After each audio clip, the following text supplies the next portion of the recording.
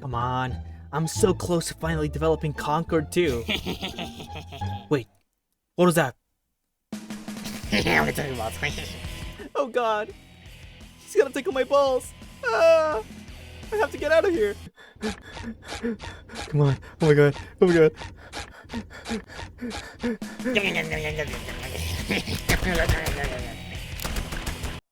Whew, whew, whew.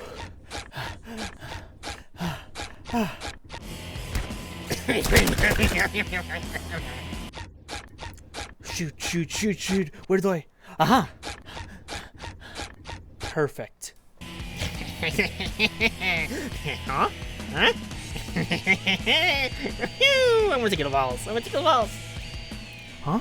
Huh? Oh, hey there. Are you hiding from the ball tickler too? While we're here, wanna know what I've been up to? If you're a true conkhead like I am, you probably know there's a leaked Concord dev build floating out there. It was available to download from the Internet Archive, but it was taken down after only a couple months. Now, I don't think there's any way to get it unless someone gives it to you. I've been poking around with it for a couple months now, and I want to show you everything I found. As soon as you open the game, you're gonna be welcomed by the character select screen. You're seemingly stuck here unless you press escape, which takes you to the gun range. According to this Artlist posting, there was going to be a PvP game mode that was cut from the game. However, we have full access to the room right here.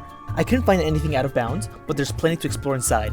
If we spawn in a fella and take control of him, we can see the map as it was meant to be played. You can spawn in another fella. Thank you for your sacrifice, fella number 1. You can use abilities and recharge them with the power cube. There's a bunch of these quick time events throughout the map, but none of them work, and they all say the same thing. Whoever played these last had their horrible aim immortalized here. 65% accuracy. Clicking the apostrophe opens this menu to let you see what each numpad key does. You can see the various states for your characters, you can see enemy AI, you can see behavior trees, abilities, a bunch of stuff. Nothing fun really. You can get a message by the announcer to play if you walk through here. Accuracy, speed, calm under fire. Free gunners need it all. You can also get these to show up with the numpad, and honestly, I have no idea what to do. There's a bit more high ground with challenges that also don't work, and that's about all I could find. The next stop is the settings menu. You have all the options you'd expect. You have resolution, FPS, controls, whatever, but there's also this section for developers. The second option, developer matchmaking, looks pretty promising, but I couldn't figure out how to get one up and running. I really doubt any developers are playing this specific version of the game and have a server running right now.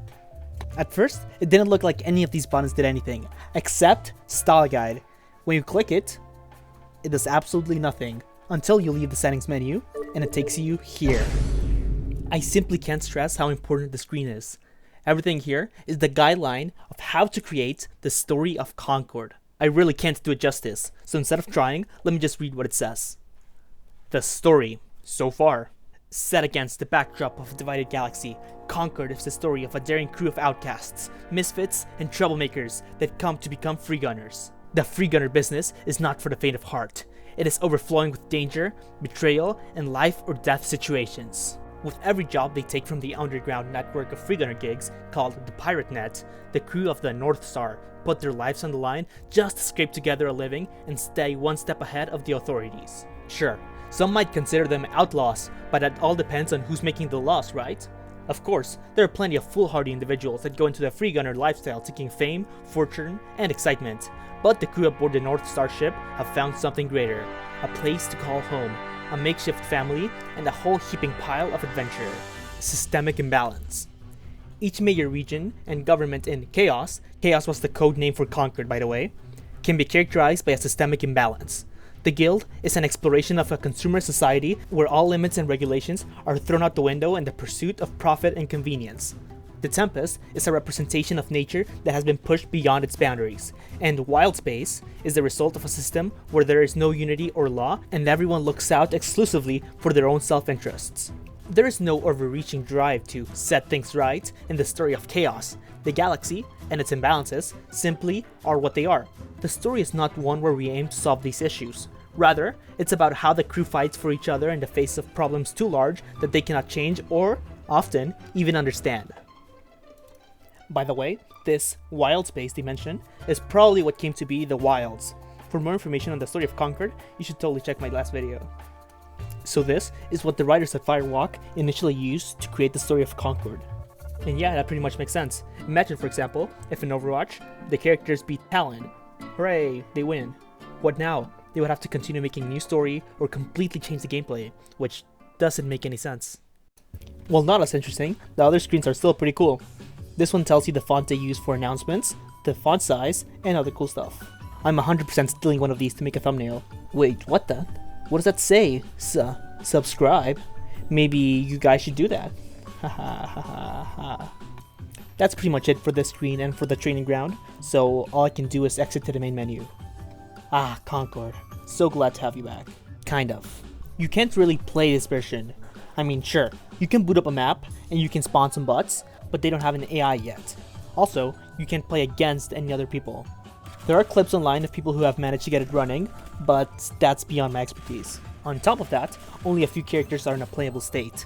For now, let's just stick to exploring the main menu. You can kind of customize your profile picture. There's a couple options, but only a few have a preview. I went with the sick waves. Again, there's also a couple options for a background, but most of them are bugged or don't have a preview ready. Then we have the sidebar, and most importantly, the motto. As you can see, there's plenty of options to choose from. Do it all, or die trying. Or maybe not. There's a couple guides and examples of how mottos would look like.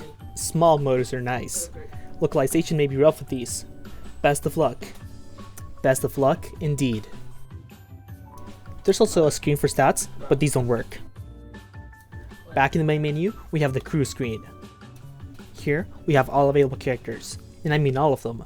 We even have the unreleased Grappler. Unlike other characters, he didn't have any customization yet. To keep it short, here's a few highlights. The weapon charms screen for every character has this placeholder of a hooded snowman. I'd love to ask a developer what the point of this snowman was. Again, for every character, the emote screen has this little picture of Itzy, along with an alright. Alright. I don't think this made it to the final version, but every character who had a legendary skin also had variants for the legendary skin, meaning there's a couple recolors for the legendary skin as well as the regular one. Someone already made a post about it in the Concord subreddit, but there's an unreleased skin of Roka. It's one of the best skins in the entire game, so I guess they saved it for a battle pass or something. Also, the last developer to use this copy was getting freaky with Roka, because every single drop-in animation is backwards. Here's the second one.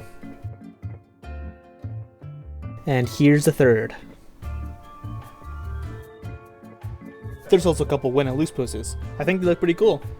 Wait, is that... She also has this emote that I thought was pretty cool.